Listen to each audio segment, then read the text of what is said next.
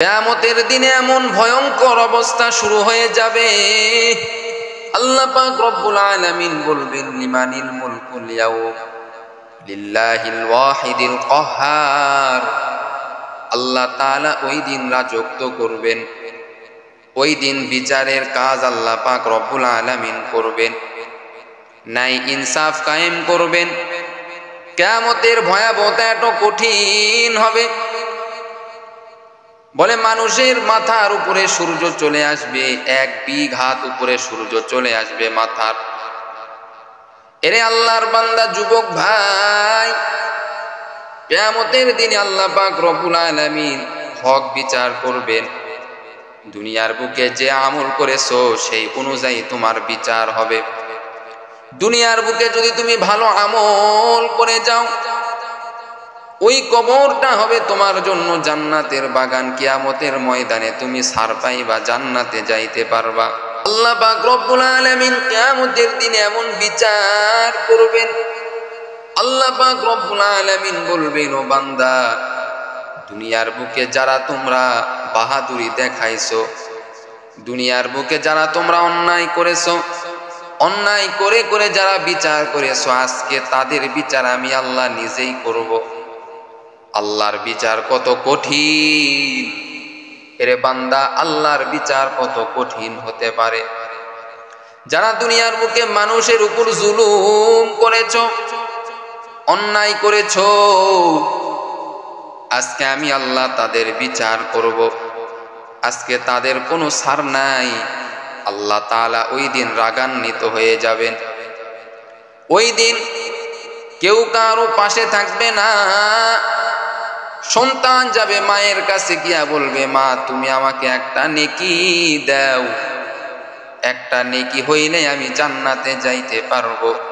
মা বলবে, রে সন্তান, আমি তোমাকে নেকি দিতে পারবো না, আমার নিজের অবস্থাই বড় খারাপ। সন্তান যাবে বাবার কাছে গিয়া বলবে, বাবা তুমি আমাকে একটা নেকি দাও, একটা নেকি হইলে আমি জান্নাতে যাইতে পারবো।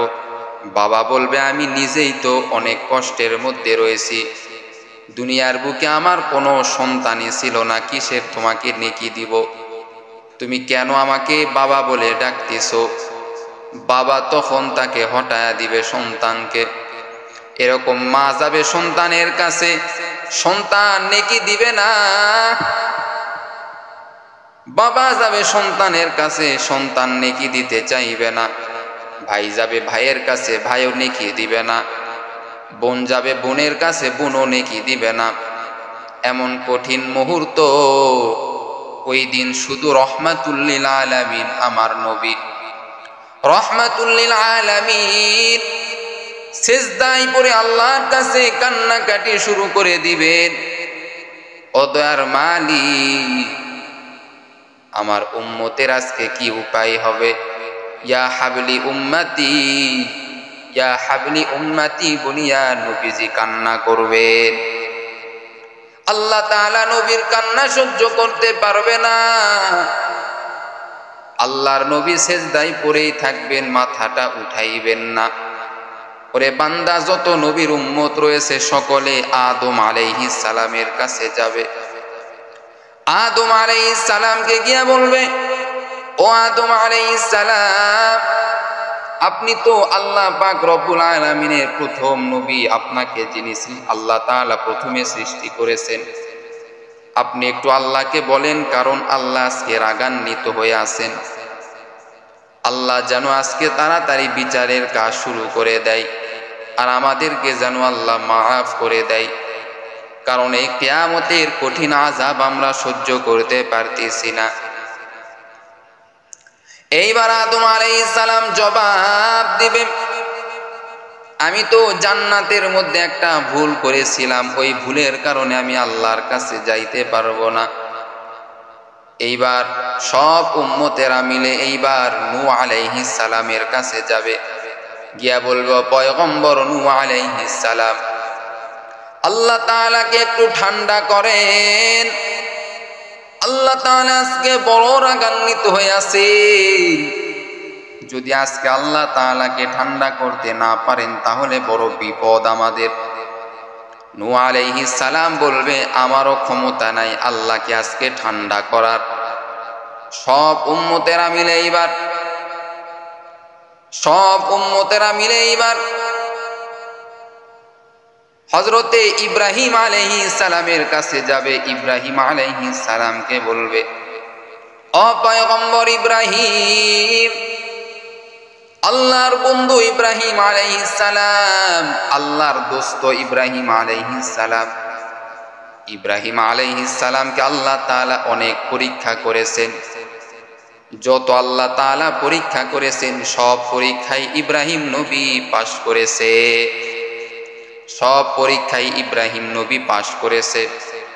ওরে ভাই, যেহেতু আল্লাহ পাক রব্বুল আলামিনের বন্ধু ইব্রাহিম আলাইহিস সালাম, সকল উম্মতেরা মিলে যখন ইব্রাহিম আলাইহিস সালামকে বলবে আপনি একটু আজকে আল্লাহ তাআলাকে ঠান্ডা করেন, ইব্রাহিম আলাইহিস সালামও বলবে আজকে আমি আল্লাহ তাআলাকে ঠান্ডা করতে পারবো না, কারণ আল্লাহ তাআলা আজকে রাগান্বিত হয়ে আছেন। সকলে মিলে এইবার সবাই মিলে এইবার মূসা আলাইহিস সালামের কাছে যাবে। মূসা আলাইহিস সালামকে বলবে আজকে আপনি আল্লাহ তাআলাকে ঠান্ডা করেন। মূসা আলাইহিস সালামও বলবে আজকে আমি পারবো না ঠান্ডা করতে। সবাই এইবার মূসা আলাইহিস সালামের কাছ থেকে ফিরে এইবার ঈসা আলাইহিস সালামের কাছে যাবে। ঈসা নবীও বলবে আমার আজকে ক্ষমতা নাই, আল্লাহ তাআলাকে ঠান্ডা করার মতো ক্ষমতা আমি ঈসার নাই আজকে। চলো এইবার ঈসা আলাইহিস সালাম দেখা দিবেন নবী মুহাম্মদ সাল্লাল্লাহু আলাইহি ওয়াসাল্লামের দিকে দেখা দিবেন। আল্লাহর নবীর কাছে যখন সকলে যাবে, আল্লাহর রসুলের কাছে যখন সব উম্মতেরা কান্নাকাটি করবে, আল্লাহর রসুল এইবার বলবেন ও আল্লাহ, আমার উম্মতেরা বড় বিপদের মধ্যে রয়েছে, আমার উম্মতদেরকে আপনি মাফ করে দেন। আল্লাহ তাআলা এইবার নবীকে বলবেন ও নবী, আপনার কান্না আমি আল্লাহ সহ্য করতে পারি না, অতএব আমি আল্লাহ আপনার সকল উম্মতদেরকে আমি আল্লাহ মাফ করে দিলাম। আল্লাহর নবী কিয়ামতের দিন একমাত্র সুপারিশ করবেন আল্লাহর কাছে। কোন নবী আল্লাহর কাছে যাওয়ার শক্তি রাখবে না, শুধুমাত্র আপনার আমার নবী হযরতে মুহাম্মদুর রাসূলুল্লাহ সাল্লাল্লাহু আলাইহি ওয়াসাল্লাম আল্লাহর কাছে সেজদায় পড়ে উম্মতের জন্য কান্নাকাটি করবে।